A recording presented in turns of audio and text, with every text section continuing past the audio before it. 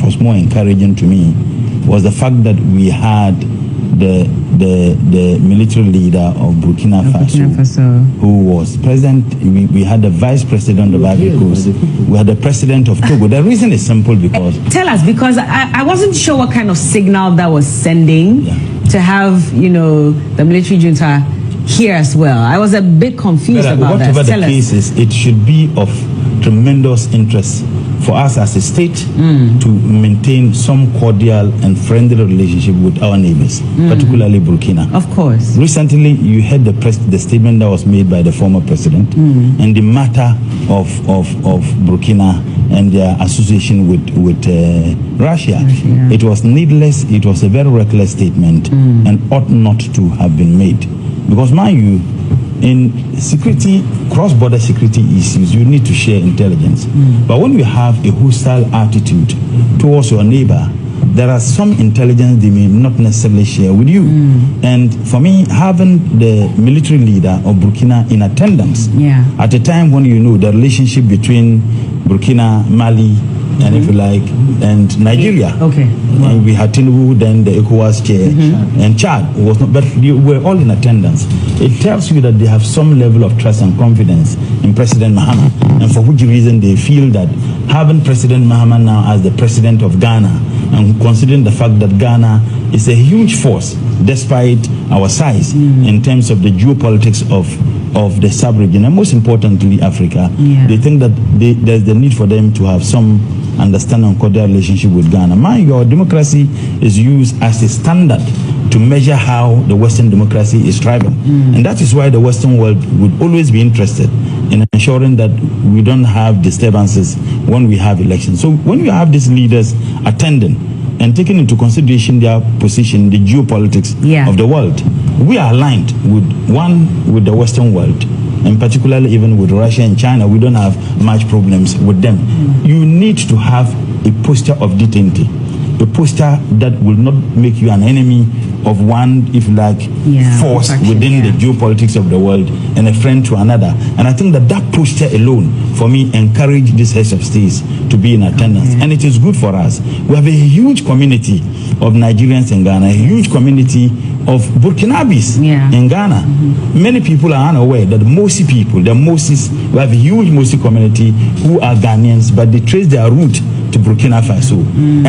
And if you go to some of these border areas, apart from the designated border areas, the people don't see those artificial lines. Someone can have a farm in Burkina when he is actually in Ghana, and vice versa.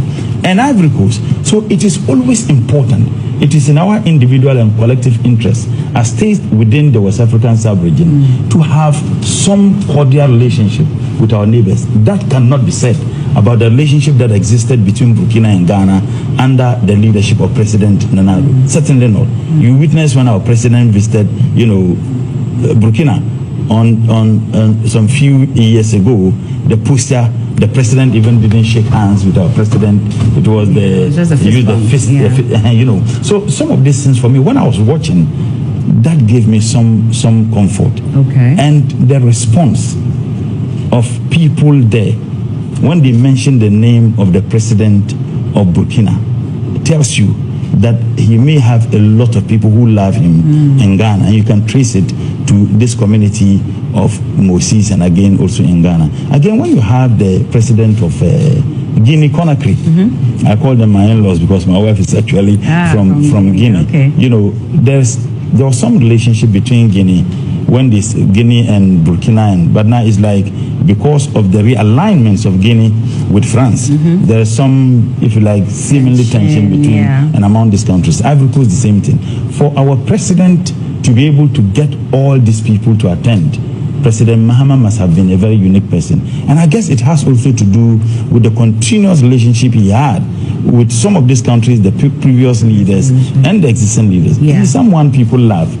I think that we must take advantage of that relationship, particularly cross-border trade. We are always complaining of intra-trade, but intra-trade within the continent of Africa must start with intra-trade within the sub-region. That if we are able to deepen trade relations with our neighbors, it helps even build our economy, more so when we have 24-hour economy. And I think that it is something that is refreshing. So I think it was superb. It was outstanding. Everybody loved it. Okay. But before that, there was one president whose attendance for me stood out. President Ruto of Kenya. Okay. And I say this because President Mahama had an outstanding relationship with Kenyatta. They were very good friends. I attended the program in Kenya with President Mahama, and you could tell even in fact their independence celebration, and then I was the deputy minister for trade. And if you listen to President Kenyatta's speech, he made everybody understood at the time that he had an outstanding relationship with President Mahama. But you know the relationship between the two of them, yes. Uhuru Kenyatta and Ruto, yes. And even it's still deepening. Yet President Mahama could find this person attending his program, knowing very well that they were very good friends. I mean, he's a very good friend to his enemy. Unlike my enemy's friend is my friend. You know, it didn't happen. And President Mahama had this relationship with his boss at the time when he was his vice president. So I think that President Mahama must have been a very unique person.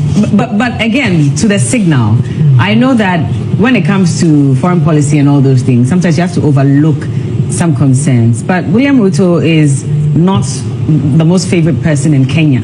No, I'm not looking at it. I understand, but that's what I'm saying. That so then, for someone who's sitting on the side looking at all these, they're not sure what kind of signal this is sending, especially because back home as well, he's not the most loved president at the moment. We are taking advantage of opportunities therein. Okay. We have some trade relations with Kenya.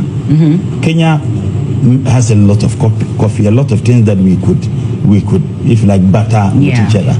Now, if President Mahama fails to have some relationship with Ruto because of his relationship with President Kenyatta, then we would have lost that opportunity which we could, take advantage of in Kenya.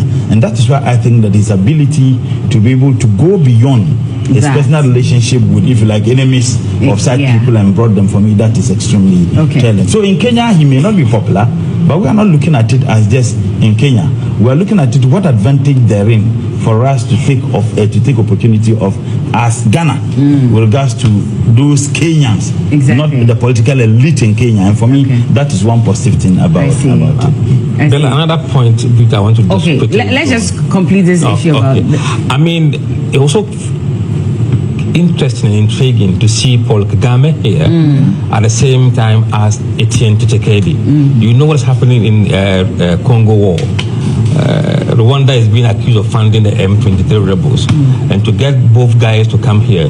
Meanwhile, they've been trying to get them together to talk, but they haven't been able to do so. So if they are here, I hope John Mahama is getting them together to solve that problem in Congo. And the EU must take advantage. Yes, absolutely. The international community must take advantage. They can easily use President Mahama as a catalyst of ensuring that there is peace, not just within the West African sub-region, but at least in the continent. If he's able to bring all these people to Ghana, it means that he has some relationship with them, so they can take advantage.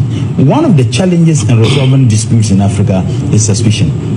Okay, this leader, he's a very good friend to this leader. I have a problem with him. He cannot be a neutral arbiter. So if you have a leader who is able to bring all these people to Ghana to participate in such a program, I think that the international community he has a lot of work to do then.